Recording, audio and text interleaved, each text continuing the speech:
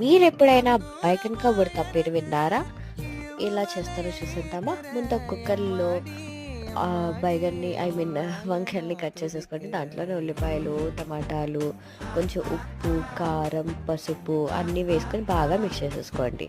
ఇప్పుడు మనం నానబెట్టి ఉంచుకున్న చింతపండు రసాన్ని కూడా దాంట్లో మునిగినంత వరకు, ముక్కలు మునిగినంత వరకైతే యాడ్ చేసేసుకోండి. యాడ్ చేసేసుకొని ఒక 2-3 విజిల్స్ వరకు పెట్టేసుకోండి.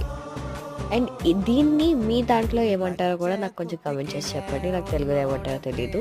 సో, కుక్కర్ అయిపోయిన తర్వాత దాన్ని వాటర్ పక్కన తీసేసుకొని, దాన్ని మంచిగా స్మాష్ చేసేసుకొని, ఆ వాటర్ మళ్ళీ దాంట్లో కలిపేయాలి. ఇప్పుడు పోపులు వేసేసుకోవాలన్నమాట. ఉల్లిపాయలు, ఎండుమిరపకాయలు, ఆవాలు, జీరా, కరివేపాకు వేసుకొని బాగా పోపులు వేసేసుకోవాలి. ఏసేసుకొని పోపులు అయిపోయిన తర్వాత మనం పక్కన ఉంచుకున్న ఆ బ్యాటర్‌ని దీంట్లో ఏసేసుకొని అంతే, మన బెంగన్ కబాబ్ రైస్ రెడీ. వండండి, తినండి, ఎంజాయ్.